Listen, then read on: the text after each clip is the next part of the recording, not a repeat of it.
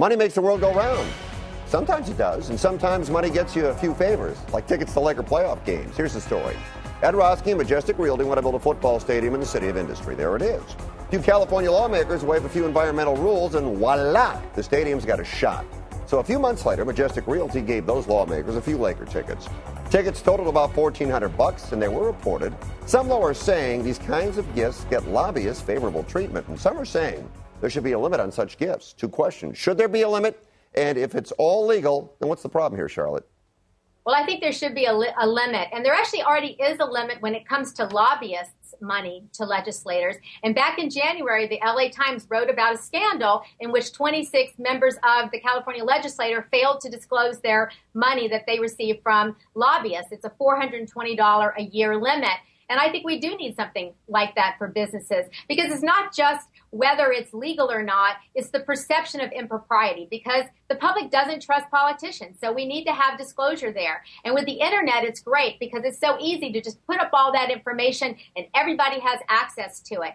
But it's also very easy to kind of be caught up in this perception problem, because last night I'm on the Greater Valley Glen Council, and at our meeting last night, one of the council members said, why don't we get the businesses to provide free food for our meetings? Because, hey, we've done a lot for them. We've passed various motions. And whether it's legal or not, my first thought was, no, the perception is bad. It sounds like an ethics violation. Even though there's no quid pro quo, no, bad idea. Megan, go ahead.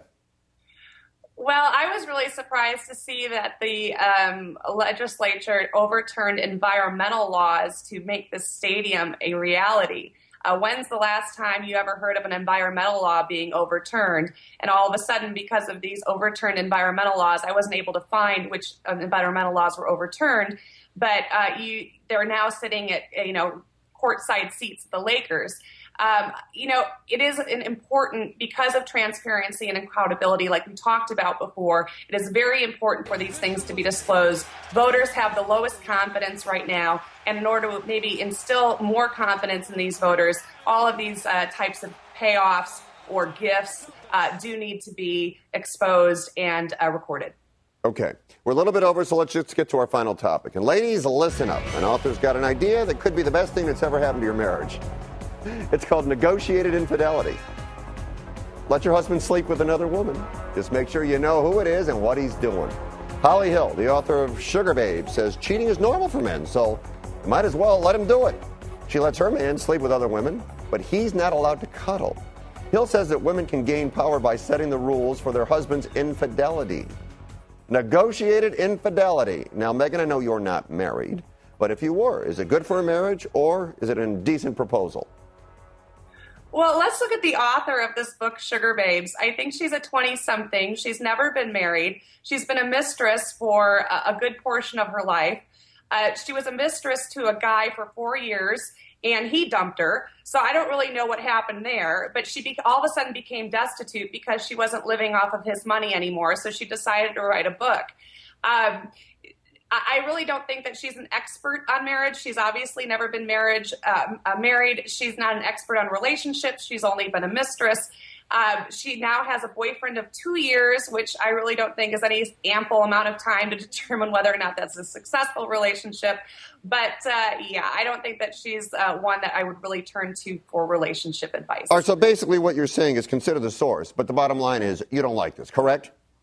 No, I don't like it. I mean, come on. There are other ways perhaps to spice up your marriage than going outside of your marriage. Why even get married? Why even get married if you're gonna practice infidelity? Marriage is an institution. It's a monogamous relationship, according to most. And so why even get married?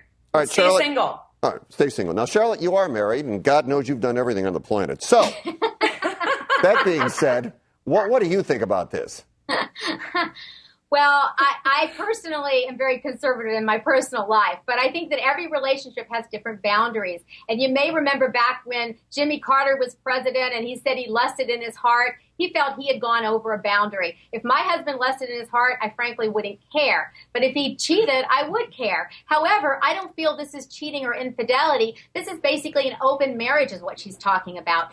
it's honest. They have this relationship and they're saying, okay, it's okay to do A, but it's not okay to do B. I think that's perfectly fine for some relationships. I don't have a problem with that. But her idea that men want to sleep around, actually, this is not the first time this theory has been brought up. There was a book called The Moral Animal in 1995 that talked about evolution and how men want to propagate their genes, but women want commitment in order to have stability and raise the family. So there's lots of factors that impinge on a person, male or female, Why culture, get married? hereditary. Why get married? What? Why get married? Just stay single. Go Maybe you sow want your to get wild married oats, and have another marriage. I have no judgments about that. I really don't. Just not Spread for your me, seeds but all other you people. want. But you could do that, Megan. I wouldn't say a word. All right, well, ladies, nice job. You know, when I think about sleeping around, the only thing I want to do is take a nap. That's when I sleep around. Good job. I'll talk to you guys soon. Thanks a lot. All right, Fred, thanks.